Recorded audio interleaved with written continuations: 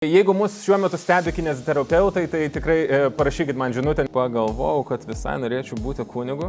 Paklausiu taip tiesiai šviesiai, man patinka taip be ratų ir kvadratų. O man patinka tiesiai šviesiai. Labai aiškiai pasakė, kad tai yra trumpalaikis projektas, mes visą komandą atsitraukime. Apskritai manau, kad daugelis klaidingai galvoja, kad suorganizuoti renginį, tai žinai, atsisėdai, padarėjai ir suorganizavai.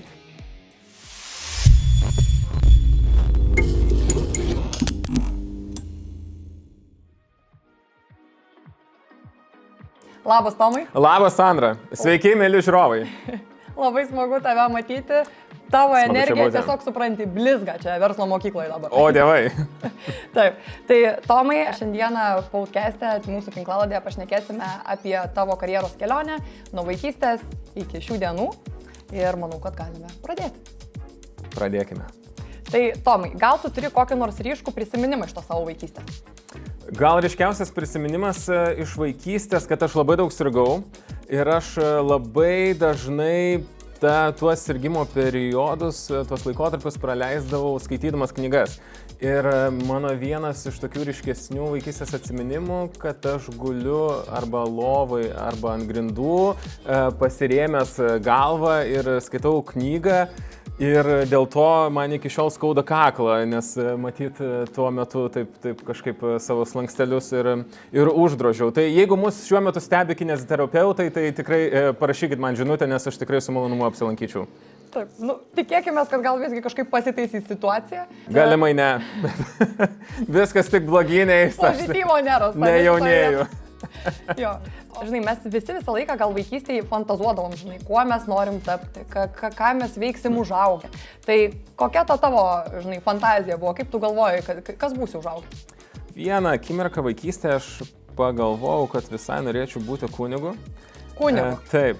Ir tai buvo susijęs su tuo, kad man labai patiko klausytis pamokslų nuo tribūnos, kunigo pamokslų, ir aš kažkaip įsivaizdavau, kad aš irgi norėčiau stovėti prie tribūnos, kažkam kažką aiškinti, pasakoti ir užsimti tuo storytellingu. Ir aš tada visiems pradėjau sakyti, kad aš būsiu kunigu irgi užaugęs, nes aš analizuosiu kažkokį turinį, presumably Bibliją. Taip. Ir tada pasakosiu visiems nuo tribūnos, ką reikia daryti. Tai gal vienas iš tokių buvo atsiminimų iš vaikystės, tačiau vėliau, aišku, prasidėjo paauglystė ir tada kažkaip supratau, kad kunigystės kelias tai galimai ne man. Nėra tavo. Ir galimai ne šiame gyvenime. Vėliau iš tiesų vis tiek mane kažkaip persekiojo tas noras kalbėti arba būti susijusiam su viešuoju kalbėjimu vienu ar kitu kampu. Tai norėjau būti ir teisininku, advokatu, kažkiek gal net ir biologijos mokslai šiek tiek domino iš tos perspektyvos, kad galvojau, už tai aš padarysiu kokį nors mokslinį ten tyrimą, atradimą ir tada aš galėsiu irgi atsistoti prie tribūnos ir papasakoti visiems ir visi sakys, o geras čia kažkas, kas yra labai labai naudingo ir vertingo. Tačiau vėliau jau taip ta karjera išplaukė į tai, ką išplaukė. Ir dabar organizuoju renginius. Taip, prie šito dar prieisime, bet jeigu dar šiek tiek toj vaikystėje staptiltumėm, žinai, ir taip save atsimintum, tai kokį patarimą savo būtum davęs dabar toj vaikystėje, žinai, jeigu būtum vaikas, ką savo pasakytum? Aš pasakyčiau labiau klausytis savo širdies ir kryptingiau dirbti tą linkmę, kuri mane iš tiesų žavi ir kur aš esu stiprus, nes aš sakyčiau, kad ypatingai pirmose karjeros etapuose šiek tiek užtruko išsigryninti, nes mano pirmoji karjeros stotelė, aš buvau mokesčių konsultantas viename iš Big Four'ų, kas viena vertus sakyčiau, kad toks buvo savotiškas nukrypimas nuo to karjeros kelio. Kita vertus, dabar taip retrospektyviai žvelgiant, galvoju, kad nebūtų ta karjera, ko gero, taip išsivyščiusi, jeigu aš nebūčiau dirbęs tuo mokesčių konsultantu.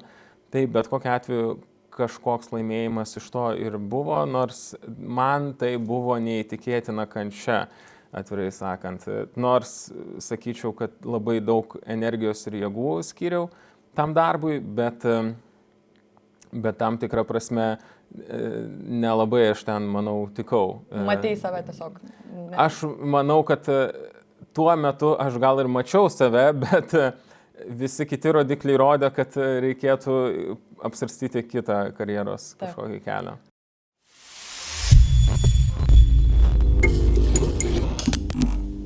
O kaip tada iš vis priejai prie šito, ne, jau taip truputėlį nušokom iš karto nuo tos vaikystės prie to, kas čia jau iš karto įvyko, tai ar pirmas realiai tas darbas ir buvo su mokesčiai susijęs, ar gal kažkoks kitas buvo, tas jau oficialus, žinai, kai mes sakom, pirmas oficialus darbas?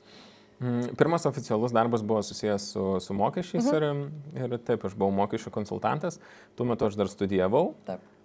Ir kažkaip buvo toks įsitikinimas, įsivaizdavimas ir aš manau, kad ypatingai Vilniaus universiteto verslo mokyklos studentai, ko gero, irgi su tuo naratyvu vienaip ar kitaip susiduria, kad padirbęs Big Four, viename iš Big Four įmonių, vienoje, tu vėliau lengviau gali susibildinti savo karjerą.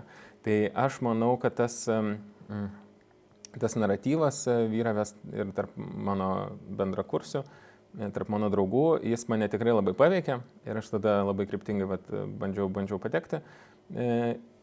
Ir aš tikriausiai sakyčiau, kad svarbu nepasiduoti tai įtakai, nes dabar ką pastebiu, kad ir šiomis dienomis tikrai yra daug tokių idėjų sklandančių aplinkui, ar, pavyzdžiui, tikrai keletą metų iš eilės buvo, kad programuotojų labai trūksta ir programuotojai labai daug uždirba ir čia labai tau dabar vertinga tapti programuotoju. Dabar jau visi yra dirbtinio intelekto ekspertai ir maždaug pradėkime mokytis dirbtinio intelekto kalbų ir kažką daryti su dirbtiniu intelektu. Tai be abejonės vienas kitam netrukdo, tikrai reikėtų neatsilikti nuo tendencijų ir gebėti suvokti naujasias technologijas, nes kitaip tiesiog atsiliksi ir bus labai labai negerai, nes vėlgi dirbtinis intelektas nepakeis žmonių, bet žmonės naudojantis dirbtinį intelektą pakeis tuos, kurie jo nenaudoja, bet tuo pačiu šiek tiek pasižiūrėti plačiau į tai, kame tu esi stiprus, kas tau pačiam patinka ir kryptingai veikti tą kryptimį. Judėti ties to. Bet žinai, veikti tą kryptimį. Taip. Okay. Kartais yra labai sudėtinga tikriausiai atrasti, žinai, tą savo kryptį. Tai va čia vėl iš tos serijos, kur reikėtų tikriausiai vėl kažką bandyti, žiūrėti ir pajausti, ne, ar tau tinka, ar nepatinka. Ir čia tikriausiai tavo mintis ir buvo, žinai, kad, jeigu tu matai, kad, man čia kaip ir pavyksta daryti, aš darau gerai, bet tai nėra mano. Nes kai tu darai savo, pavyzdžiui, dabar tu esi renginių pasaulyje, ne, ir organizuoja vieną didžiausių, sakyčiau, technologinių renginių loginą. Tai turi tiesiog pajausti ir suprasti, kur yra tavo tema ir kur jos nėra. Bet nebūna taip lengva. Tokiamis akimirkomis aš manau, kad svarbiausia yra stabtelti ir šiek tiek pabandyti susirašyti ir retrospektyviai pasižiūrėti tai, kas vyksta su tavimi ir kokius sprendimus tu priemi ir kokie yra geri, kokie galbūt nėra geri. Ir tas labiausiai padeda, kai tu viską susirašai ant balto popieriaus lapo. Taip. Ir šiai akimirkai tu esi logino vadovas, taip? Bet kaip iki šito taško atėjai? Ar čia iš karto iššokai visą logino temą? Ar visgi tai buvo kažkoks irgi kelias? Kaip pačiam Delfi irgi atsiradai?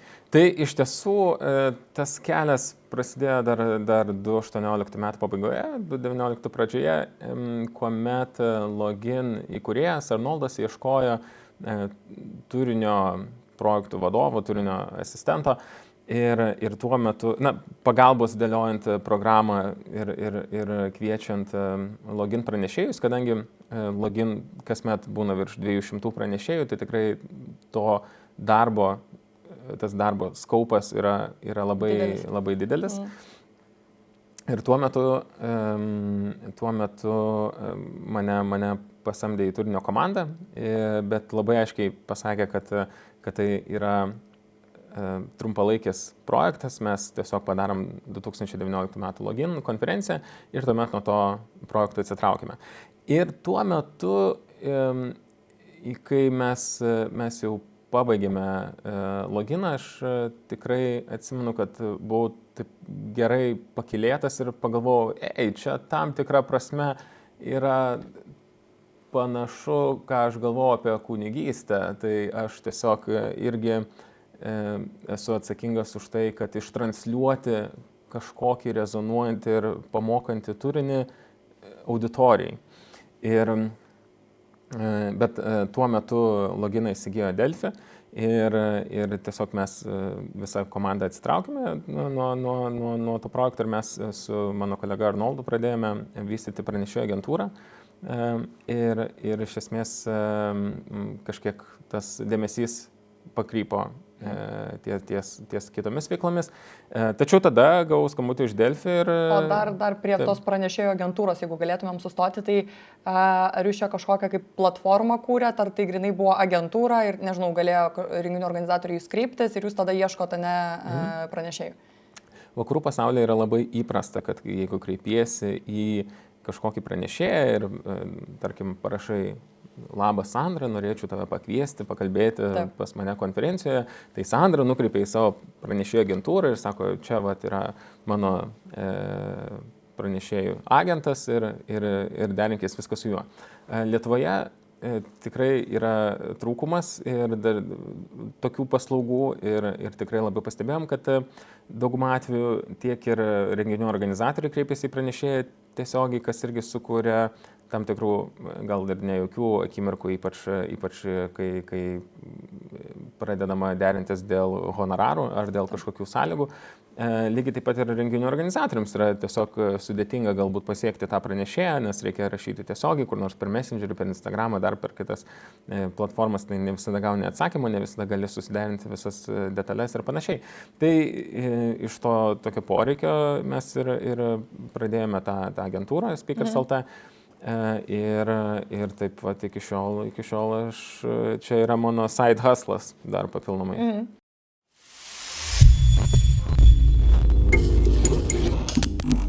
Vadinasi, dar šita veikla ir toliau egzistuoja, bet visgi Delfis pasikvietė, sakykime, tave atgal, ne? Pakvietė atgal į komandą, dirbti ties turiniu. Jau turinio vadovo pozicijoje. Taip. Tai ar galėtum šiek tiek papasakoti? Tai logino turinio vadovas. Tu esi atsakingas už tuos speakerius, kuriuos jūs pasikviečiate, jų tikrai yra daug ir su kiekvienais metais aš jaučiu, jų ten vis daugėja. Ir su kiekvienais metais atrodo, kad ir kokybė gerėja, nes ir tie patys pranešėjai yra labai įdomus žmonės. Tai kaip yra, ar čia tu vienas galvoji, kas čia tie pranešėjai bus, čia yra visa komanda, jūs kažkaip temom susiskirstot, papasakok, prašau, kaip atvyksta grinai turinio planavimas logino? Tai iš pradžių kažkiek tą visą siužetinę liniją ir tą idėją išsigrynini realiai dar vasarą, rudenį, dar iki logino liekant ko ne 12 mėnesių. Kažkiek tos temos yra intuityviai nujaučiamos ir kažkiek gali pabandyti nuspėti, kas visuomenėje gali rezonuoti ten gegužės pabaigoje ar ten birželio pradžioje, kada tradiciškai vyksta loginas. Ir vėliau jau iš tiesų laukia toks intensyvus darbas tiek su turinio komanda, tiek su redakcijos žmonėmis. Tikrai visada keliauju ir į skirtingus renginius.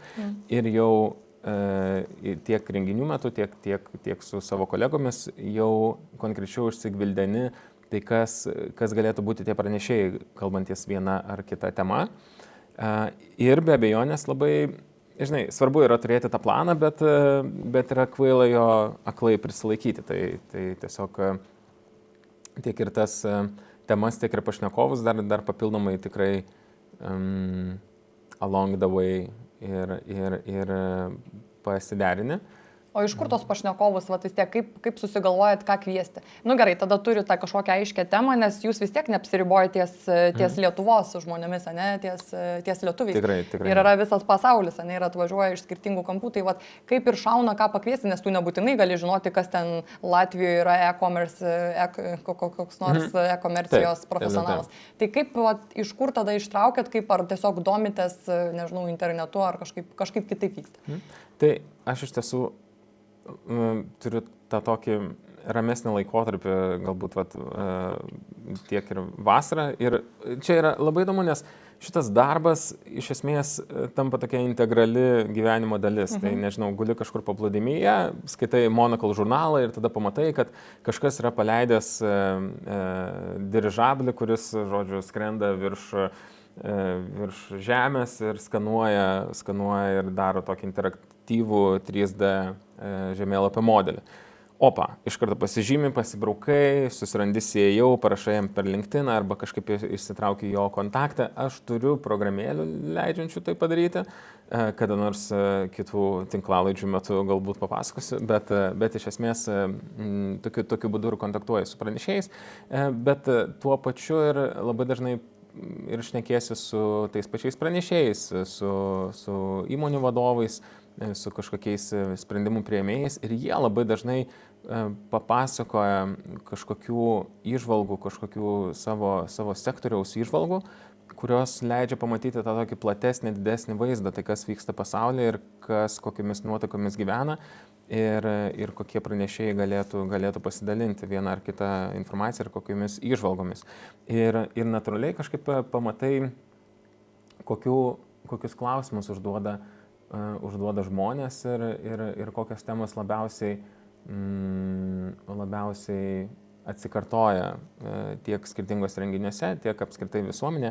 Tarkime, viena iš šių metų login temų yra resilience, atsparumo tema, nes natūralu mes visi kalbam tiek ir apie tą šalies atsparumo didinimą, mūsų visa military tech, dezinformacija ta pati patenka tiek ir visuomenės atsparumo didinimą, tiek ir mūsų kiekvieno individo, tiek ir fizinį, tiek ir emocinį atsparumo didinimą. Tai natūraliai, intuityviai kažkaip tas temas sugaudė jau vėliau, turėdamas platų tikrai kontaktų ratą, sugaudė tuos pranešėjus. Tuo pačiu iš tiesų yra daugybė pranešėjų, su kuriais aš derinuos ir 3 metus, ir 4 metus, ir tikrai užtrunka, kol mes susiderinom, bet aš visada palaikau tą tokį šiltesnį kontaktą. Štai pavyzdžiui, šiemet į Login atvyksta brazilas seksologas Pierre Estupinija, tai aš su juo susirašinėjau 4 metus ir vis kažkaip arba jis buvo Brazilijoje ir ten turėjo labai daug filmavimų, nes jis turi savo laidą, jis yra TV laidos vedėjas. Ir galiausiai aš tiesiog kiekvieną pusmetį jam prašydavau, pasveikindavau su gimtadieniu, su kalėdomis. Tikrai toks pen pal buvo ir yra mano. Ir šiemet susirašėm ir jis pasakė, jo, aš būsiu Madride ir kaip tik tuo metu, gegužės pabaigoje, turiu laisvų dienų, tai galėčiau atskristi. Tai tas derinimas vyksta kartais labai ilgai, ypač su aukštesnio kalibro pranešėjais.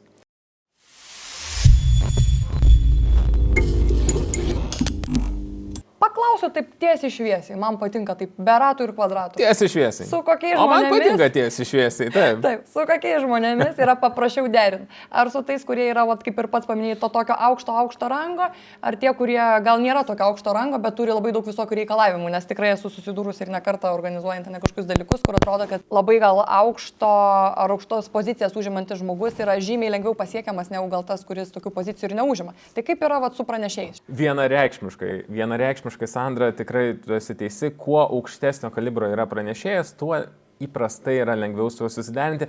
Vienintelis sunkumas yra jo agendoje, jo, sakykime, laike. Tai aš turiu vieną ypatingai gerai žinomos technologijų įmonės aukšto rango žmogų, kuris su malonumu atvažiuotų, tačiau jo visas tvarkaraštis yra tiesiog pilnai užbukintas, užrezervuotas 3 metus į priekį ir mes tiesiog taip preliminariai su juo ir planuojamės po 3 metų jį atsivežti. Galimai. Tai tame yra didžiausias galbūt iššūkis, tačiau įprastai tikrai, kuo aukštesnės pozicijos yra žmogus, tuo dažniausiai jisai lengviau sukalbamas. Ir lengviau sukalbamas, bet ir galbūt atvirkščiai apskritai geriau supranta dalyvavimo tokiuose konferencijose naudą ir vertę, prasmę ir tikrai dažniausiai pasidalina tikrai prasmingų turinių. O kokios vat keiščiausios tokios užgaidos, tarkim, yra iš tų pačių pranešėjų? Vis tiek gal yra ne kažkoks ar raideris ar kažkas, kai atvažiuoja, aišku, priklauso nuo pranešėjo vėl statuso ir panašiai. Tai pačiam ar teko susidurti su kažkokiam tokiam situacijom, kur iki šiol atsimeni, kur, žinai, akysės to? Tikrai taip, esame įvairių turėję situacijų ir kas yra paradoksalu, kad dažniausiai kuo aukštesnio rango pranešėjas, tuo paprastesnių pas jį yra užgaidų. Tačiau ir be to esame turėję tikrai ir kokią nors vieną situaciją. Kai pranešėjas, čia dar buvo gerokai iki karo Ukrainoje, kuomet pranešėjas prašė skrydžio bilietų, kur būtų labai daug jungiamųjų skrydžių.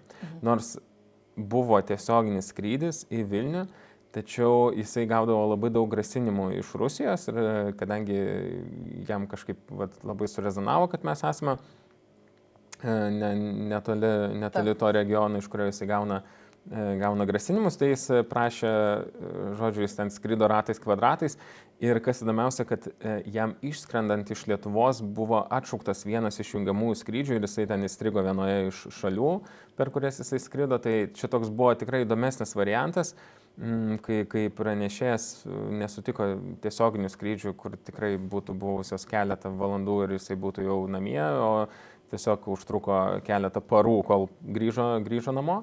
Tuomet turiu dar vieną pranešėją, su kuriuo kiekvienais metais labai mielai bendradarbiavome ir jisai vienas geriausių pranešėjų, geriausiai įvertinamų pranešėjų. Jis visada prašo 2 kolos buteliukų ir rankšluosčio, nes jisai labai nori užsišugarrašinti, labai, žodžiu, duoti savo organizmui daug gliukozės prieš pranešimą. Tai jisai dažniausiai sėdi pirmoje eilėje, prilupa tos Coca-Colas ir tada jau lipa ant scenos ir ten, žodžiu, pakuria su ten nežmonišką energiją ir tada jis ten be galo prakaituoja ir tada rankšluosčiu ten visas apsišluosto ir varo toliau. Tai įvairių, tikrai vieno irgi ypatingai aukšto rango pranešėja irgi prašė maisto ir mes kažkaip buvom pasiruošę tikrai jai suderinti kažką galbūt prabangaus, bet jie paprašė tiesiog paprasčiausių makaronų. Sako, kokių makaronų, vos ne bomžpakį man padarykite ir man čia viskas tiks. Tai taip pat vienas pranešėjas irgi prašė apsaugos konferencijos metu, kadangi taip pat gaudavo grasinimų iš Rusijos, tai tuo metu irgi teko organizuoti ir tai daugybė įvairiausių būna. Tai turinio vadovo vis tiek buvo ta pozicija, ne, kur tu grinai dirbai labiau su tais visais ir pranešėjais, ne, ir su apie turinį labiau negalvoji kaip ir kas. Tai dabar esi viso logino vadovas.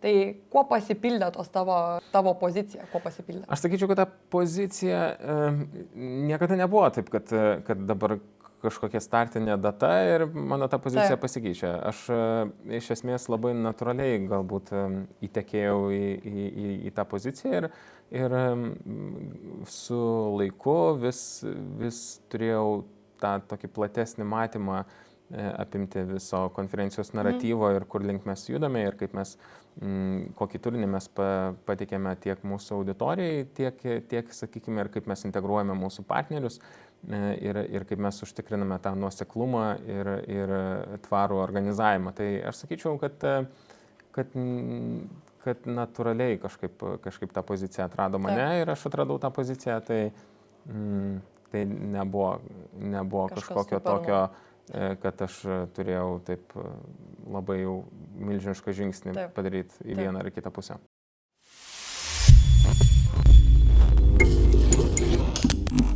Bet vėl tas turinys ne viena dalis, bet tada tikriausiai tu ir daug prisidedi ir prie pačio renginio organizavimo, ne? Ar teisingai suprantu. Tai pačiam koks gal didžiausias iššūkis, nes čia tikrai yra didžiulė konferencija. Mes su Verslo mokykla patys dalyvaujame tikrai, manau, kiekvienais metais, nežinau, kokius 3 metus iš eilės ir su stendu. Tai tikrai didžiulė konferencija. Tai koks iššūkis gal tau pačiam buvo, ir per visą gal šitą laiką, kiek tu Delfyje dabar esi? Tai yra 7 metai. 7 metai. Tai va per tuos 7 metus, koks gal tas didžiausias iššūkis, tiek kiek pačiam teko ir su pačia konferencija dirbti, iš organizavimo prasmės? Buvo daugybė iššūkių. Aš apskritai manau, kad daugelis klaidingai galvoja, kad suorganizuoti renginį, tai, žinai, atsisėdai, padarėjai ir suorganizavai, bet yra daug žinomųjų, daug nežinomųjų ir daug nežinomųjų, apie kuriuos net nenutokė. Ir suvaldyti auditorijos lūkesčius kiekvienais metais yra iššūkis, nes tie ir lūkesčiai auga ir tikrai pristatyti kažką naujo, rezonuojančio yra tikrai sudėtinga. Bet apskritai tokio dydžio renginį organizuojant, tai yra 7000 žmonių, tai yra daugybė techninių dalykų, kuriuos reikia įgyvendinti, kas apskritai tikrai yra sudėtinga suvaldyti tiek apskritai iš darbų dydžio prasmės, tiek ir iš kaštų. Aš sakyčiau, kad sudėtingiausia buvo dar karjeros pradžioje, nes tuo metu mes kaip tik susidūrėme su pandemija, kas irgi tikrai pakeitė mūsų planus ir mūsų komanda buvo gerokai mažesnė, gerokai visiškai 4 mažesnė. Ir tuo metu dar aš atsimenu, be viso to, aš buvau į loginą pakvietęs Grantą Imaharą, kuris buvo mitų griovėjų vienas iš vedėjų. Nes tuo metu kaip tik robotika buvo, taip sakyčiau, ant bangos, kaip tik ir dirbtinio intelekto temos pradėjo populiarėti ir tematiškai tas pranešėjas be galo mums tiko ir liekant keletai mėnesių iki login jis mirė nuo smegenų aneurizmo ganėtinai jauname amžiuje ir taip vat atsitiko, kad paskutinį mėnesį be pandemijos, be visų apribojimų, kurie keitėsi nežmoniškai greitai. Kiekvieną dieną, kiekvieną savaitę buvo priimami vis kažkokie skirtingi kiti sprendimai, kas yra be abejo nesuprantama ir natūralu, bet be viso to dar ir mirė pagrindinis pranešėjas, tai tikrai reikėjo labai greitai suktis iš situacijos, bet tuo metu labai man tikrai pagelbėjo tas platus pranešėjų ratas, platus kontaktų ratas, tai bet ten buvo nežmoniška, aš tiesiog dirbau dieną naktį savaitgaliais ir neskaičiuodamas jėgų ir laiko. Ir pavyko tikrai suorganizuoti gerą renginį ir aš atsimenu dar iš atsiliepimų formos, kad buvo visi labai happy ir patenkinti. Ir tuo metu, kai aš galvojau, kad likimas čia žaidžia kažkokius blogus žaidimus su manimi, kaip tik ir tas sergamumas iš esmės pasitaisė mūsų naudai ir galiausiai viskas buvo gerai, bet to laikotarpio nebenorėčiau kartoti. O kaip manai, kokia savybė, viena savybė, kuri tau labai padeda visą tą darbų skaupą, žinai, apimti, sukontroliuoti tikrai didelius procesus, nes yra dabar tai tikrai didelė logino komanda, aš taip įsivaizduoju. Aš sakyčiau, kad tai yra nuoseklumas ir įsiklausimas. Nes aš manau, tiek yra labai svarbu įsiklausyti tiek ir į komandą, tiek į aplink supančių žmonės, kadangi tenka dirbti tikrai su labai daug skirtingų pusių ir skirtingų suinteresuotų šalių. Tai labai svarbu yra atvira širdim visada įsiklausyti ir išklausyti. Ir aš dažniausiai vadovaujuosi tokia logika, kad kiekvienas žmogus nori būti mylimas, nori būti gerbiamas, nori būti išklausytas, nori būti suprastas. Tai visada stengiuosi pasižiūrėti tą žmogų iš jo perspektyvos, iš jo pusės. Ir tas man labiausiai iš tiesų ir gelbsti. Supratau. Bet čia tikriausiai irgi, žinai, kažkur iš gilios tos vaikystės ir nešeisi su savim tą tokią savybę. Daugelį knygų, kurias aš skaitydavau, buvo akcentuojama ta draugystė ir bendrystė ir aš kažkaip galbūt ir perėmiau tam tikrą prasme, bet kita vertus, aš manau, kuomet suvoki, kad svarbu yra nesusireikšminti ir nesureikšminti dalykų aplinkui ir pažvelgti į viską šiek tiek iš aukščiau ir plačiau, tada dažniausiai įvyksta geri dalykai.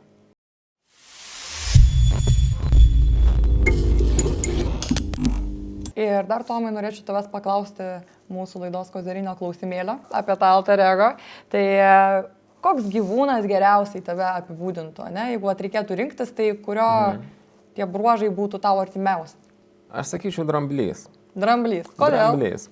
Ar kas nors yra sakęs dramblys Niekas dar, man rodos, komanda? Podcast'e. Niekas. Okay. Tai sakyčiau dramblys, nes kažkaip man labai patinka, kad drambliai yra labai bendruomeniški, jie visada laikosi šalia savo genties, po vieną dramblys niekada nevaikšto. O jeigu vaikšto, tai dažniausiai prirenka daug cukranendrių ir grįžta pas šeimą su tom cukranendrėm. Man labai patinka dramblių išmintis ir iš esmės tai yra labai intuityvus gyvūnas su labai aukšto emociniu intelektu. Tai mane kažkaip labai žavėdavo visą laiką drambliai ir aš stengiuosi iš esmės ir prisilaikyti tos ramybės, kas yra labai svarbu renginių organizavime, ypač kai jų yra daug arba jie yra labai dideli. Ir iš tiesų nepamiršti tų pamatinių svarbių dalykų, šeima, bendruomenė, draugai ir visada stengtis padaryti taip, kad mano bendruomeniai būtų gerai. Labai gražu, labai palaikau. Ačiū tau už šį nuoširdų pokalbį ir tokį, sakyčiau, labai ramų pokalbį. Taip iškart mums čia visiems čia ramiau matau ir kolegoms. Taip, tai ačiū ir ką, lauksime epizodą. Ačiū labai, ačiū.